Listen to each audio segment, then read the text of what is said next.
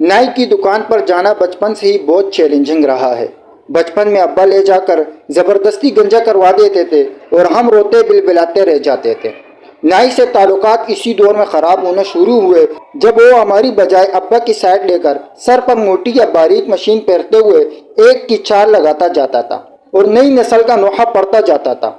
90 کی دہائی میں چارجنگ والی مشین نہیں آئی تھی، ہاتھ سے زور لگا کر چلانے والی مشین ہی تھی۔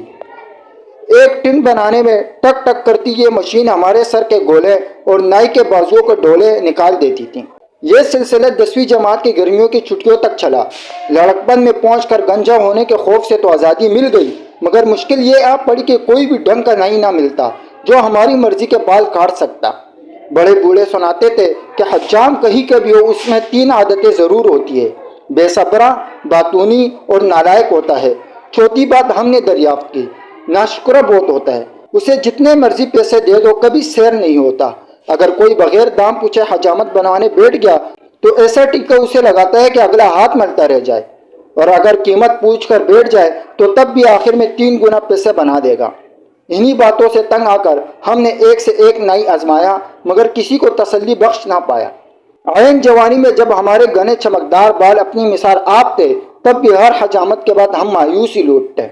اس دور میں حجامت کے دوران نائیوں کا سارا باشن بالوں کی مختلف اقسام، ان کے رنگ اور ان کے خوراک پر ہوتا۔ جا کر ابھی کرسی پر ٹھیک سے بیٹھے نہیں کہ ریشمی کپڑا گردن میں باندھتے ہی شروع ہو گیا۔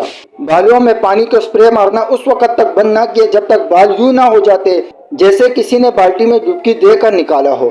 ذرا دور بدلا تو ایک اور تبدیلی دیکھنے کو ملی۔ بازوں نے کرسی کے آگے واشن بیسن اور ٹوٹیاں لگائی ہوتی تھی، وہ پکڑ کر سر سیدھا ٹوٹی کے نیچے کر دیتے اور شیمپو سے دھو دیتے، پھر تولیے سے خشک کرتے، پھر دوبارہ سپرے مار کر گیلا کرتے، ساتھ ساتھ بالوں میں انگلیاں پھیر کر کہتے جاتے: ماشاءاللہ ماشاءاللہ، آپ کے بال بہت ہی خوبصورت ہیں، بالکل اجے دیوگن کی طرح۔ کاش میرے بال بھی ایسے ہوتے تو میں پتہ نہیں کیا کر دیتا۔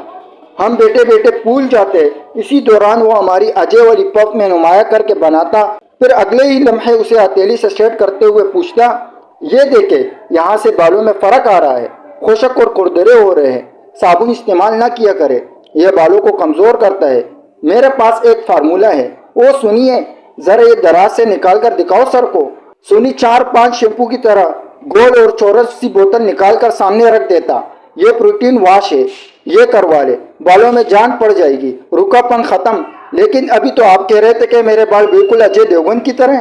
ہاں وہ تو ہے، لیکن اگر یہ نہ کروایا تو 2-1 ہفتے بعد نہ رہیں گے، خراب ہونا شروع ہو گئے ہیں۔ یہ دیکھو، بالکل اسی ہفتے کے آخر تک۔ اس دوران بغور شیشے میں ہمارے چہرے کو پڑتا، اگر ہم ہاں نہ کرتے تو ایک لٹ اس زور سے کھینچ کر اور ایک دوسری لٹ کے تقابل میں اسے یوں ناہموار اور روکھا بنا کر پیش کرتا کہ ہم واقعی سہم جاتے کہ ہفتہ تو بہت دور کی بات ہے، اگر ہم نے یہ پروٹین واش اور نہ جانے کیا کیا بلا نہ کرایا تو کل صبح جیسے ہی ہم سو کر اٹھیں گے تو ہمارا سر ہتھیلی ہوا ہوگا۔